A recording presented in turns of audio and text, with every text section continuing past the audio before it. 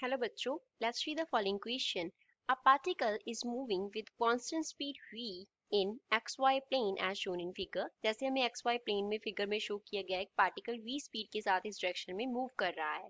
The magnitude of its angular velocity about point O. O point के about उसकी angular velocity का हमें magnitude find out करना है. ऑप्शंस क्या है? v upon a square plus b square का स्क्वायर रूट है. Second option b upon v है. Third option v b upon a square plus B square है. Last option v upon a है. अब x एक्सिस के long जो coordinates हैं that are a and 0, y axis के long 0 and v है. So first of all we will talk about the key concept used in the question. इस question में क्या की कॉन्सेप्ट यूज हो रहा है? तो इस क्वेश्चन में हमें क्या निकालने को बोला है?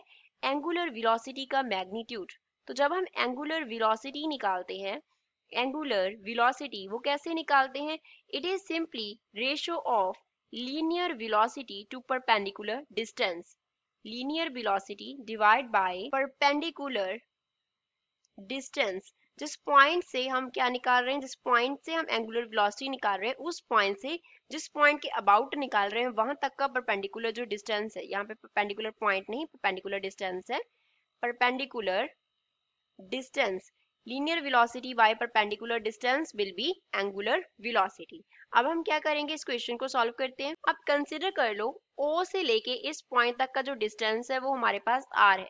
तो इस पॉइंट का जो वर्टिकल हमारे पास डिस्टेंस है that is equals to b and यहाँ से लेके यहाँ तक का जो डिस्टेंस है that is equals to a.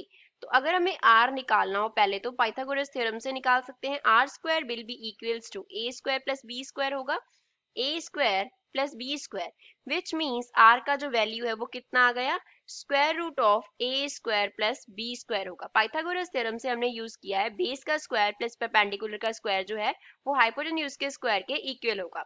अब वेलोसिटी के कंपोनेंट्स की हम बात करते हैं. वेलोसिटी का अगर मान लो ये एंगल हमारे पास थीटा है तो इस तरफ जो कंपोनेंट बनेगा, अब ये b दिया गया है हमें तो ये एंगल कितना होगा? थीटा. तो इस तरफ कौन सा कंपोनेंट हो जाएगा? v cos थीटा हो जाएगा. और इस डायरेक्शन में अगर हम कंपोनेंट देखेंगे तो वो क्या हो जाएगा? v sin थीटा हो जाएगा. अब जो v cos थीटा है, v cos थीटा वो क्या है? पैरेलल है अलोंग r है, पैरेलल टू r है. एंड जो v sin थीटा है वो क्या है? परपेंडिकुलर टू r है. v sin theta is perpendicular to r, वो r के परपेंडिकुलर है. तो एंगुलर वेलोसिटी किस कंपोनेंट की वजह से आएगा? Only due to v sin theta. क्योंकि हमने एंगुलर वेलोसिटी के की कॉन्सेप्ट में देखा कि जो डिस्टेंस है वो क्या होना चाहिए? परपेंडिकुलर होना चाहिए. तो यहाँ पे जो v cos थीटा है वो पैरेलल आ रहा है r के, तो ये हमारे पास क्या आएगा? ये कंसिडर नहीं करेंगे. Angular velocity only v sin theta की वजह से होगी. तो एंगुलर वेलोसिटी निकाल लेंगे. So omega angular velocity, omega को हम रिप्रेजेंट करते हैं, एंगुलर वेलोसिटी को हम रिप्रेजेंट करते हैं ओमेगा से. तो एंगुलर वेलोसिटी कितना हो गया? v sin theta velocity component की वजह से आएगा बाय परपेंडिकुलर डिस्टेंस. तो यहाँ से हम लिख सकते हैं omega is equals to v sin theta upon r that is equals to square root of a square plus b square. अब जो हमारे पास ट्रायंगल बन रहा है उसमें से साइन थीटा हम निकाल सकते हैं.